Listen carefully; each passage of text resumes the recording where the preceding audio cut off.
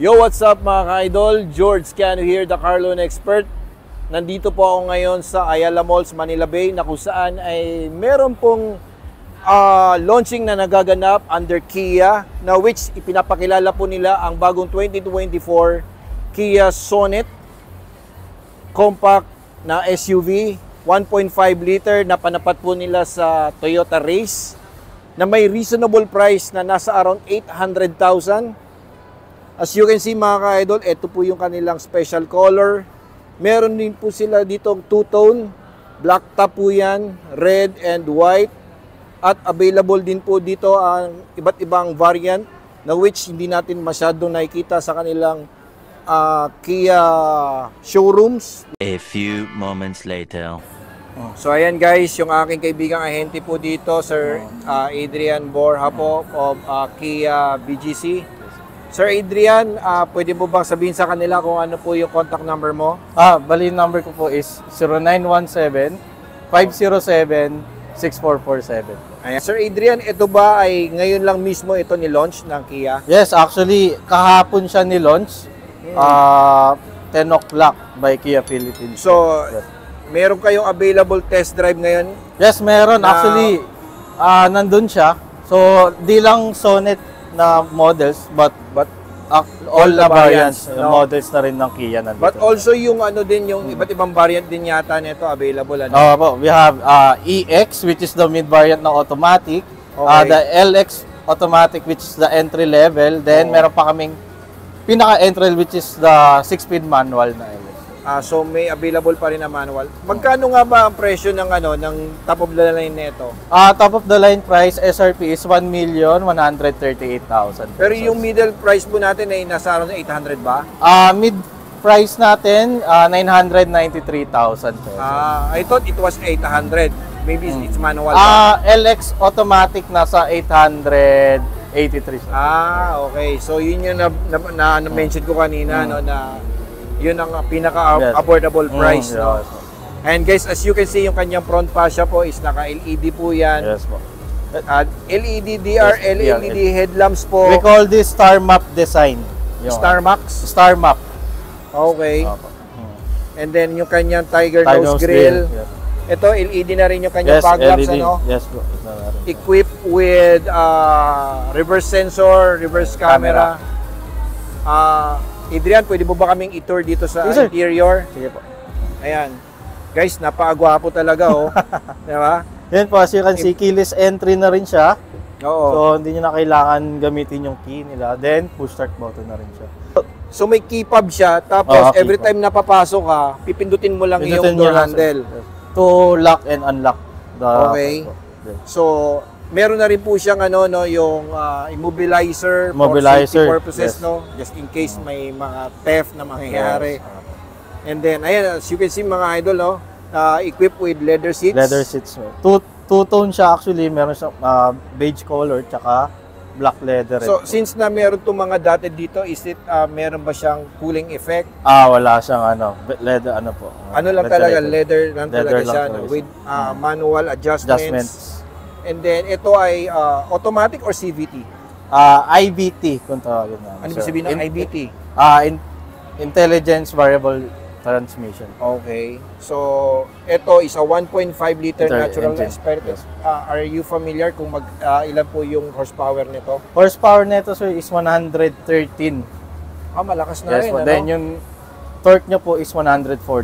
So, ilang fuel tank capacity nga nito? 45 liters po. So, based in your training, ilan ba ang fuel average consumption nito for city driving? For city driving is around 9 to 12 kilometers per liter. For highway? For highway naman po is 13 to 18 kilometers per liter. For combined kaya? For combined is around 12 to 14 siya. 12 to 14. So, ayan guys, napakagwapo.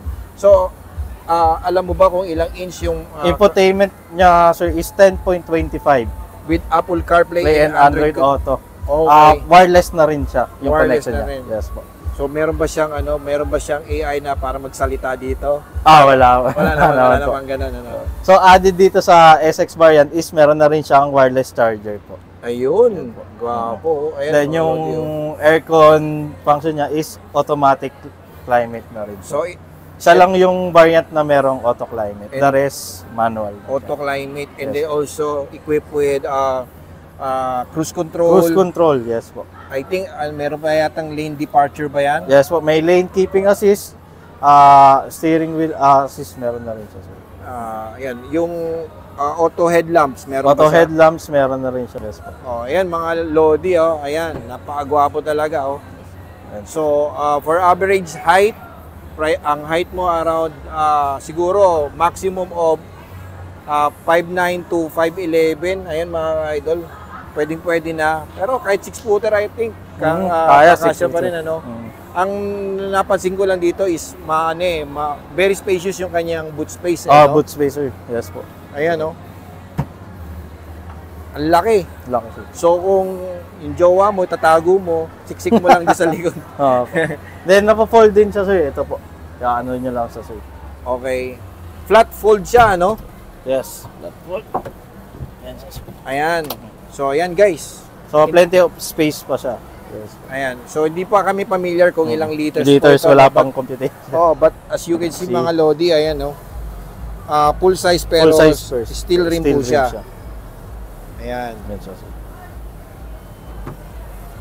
So ayan guys, gagawa po natin to ng another review sa kanilang dealership. For now, at least pina-highlight lang po namin sa inyo kung ano itong bagong Kia Sonet na ito, na which magiging top competitor po ng Toyota Race. Okay? A few moments later. So ayun guys, test drive tayo ngayon nitong bagong Kia Sonet na ito. Let's see kung maganda ba talaga ang kanyang driving comfort, power, and the entire driving experience mga idol. Ayan, as you can see yung kanyang instrument cluster, full digital po yan na mukha siyang analog. So as you can see, medyo may pagka-traditional pa rin, although it's a modern design.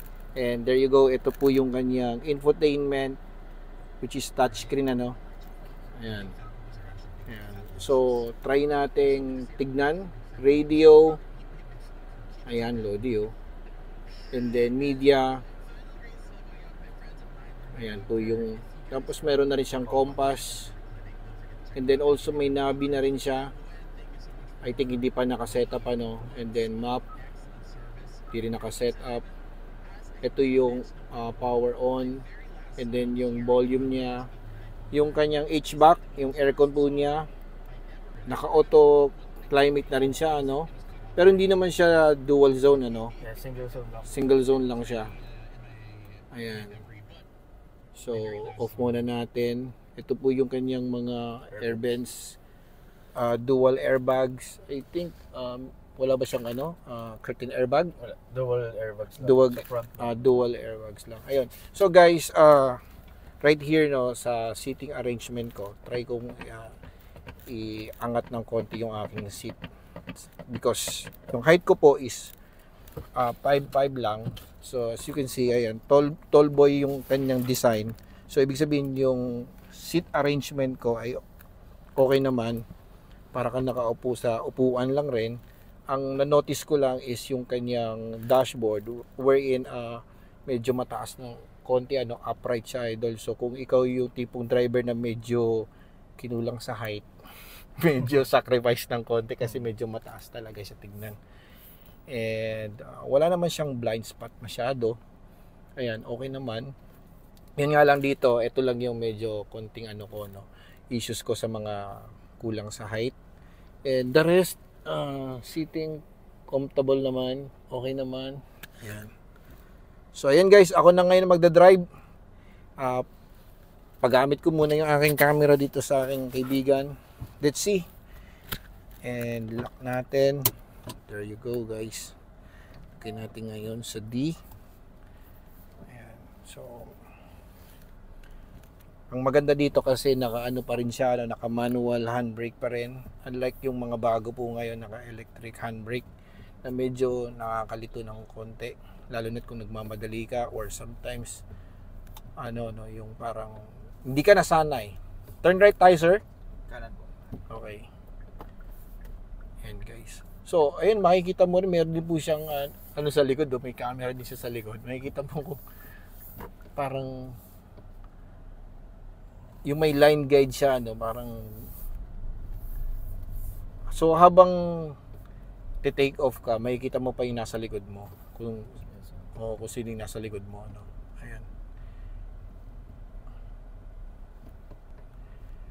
Riding comfort, ayan.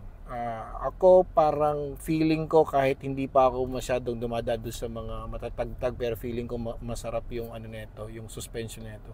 Turn left tayo, sir. Ayan. Responsive. Yung niya, yung engine niya, kung tipiga mo lang, nagre-response ka agad, wala siyang delay. Wala rin siyang feel na parang nag-shudder, yung parang akala mo may naiiwang transmission. Ganon. Okay siya.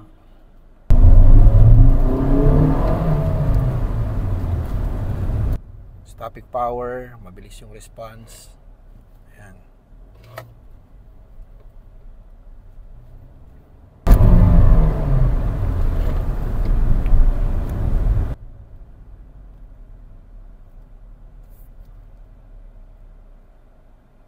So far okay siya mga idol.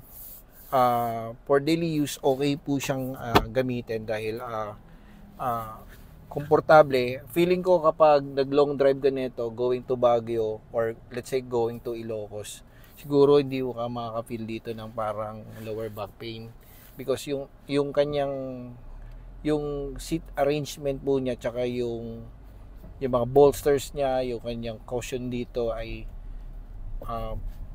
komportable.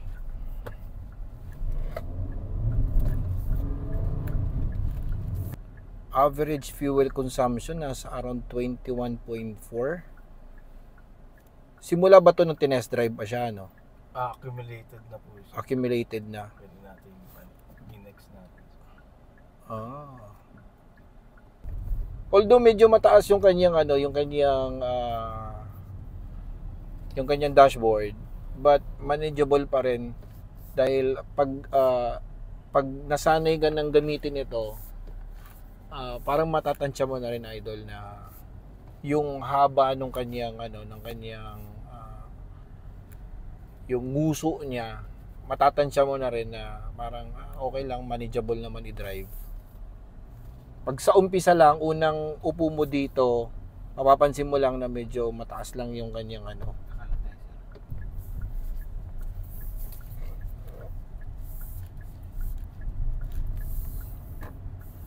na natin yung body roll niya.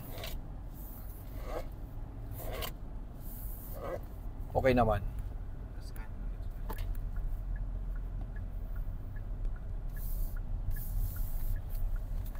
And then U-turn na tayo dito,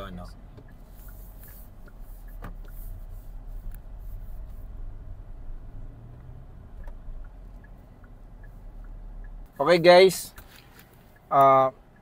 comment tayo dito sa bagong Kia Sonet. Okay, para sa akin, driving experience, upuan, komportable, aircon, malamig, okay na okay yung aircon niya.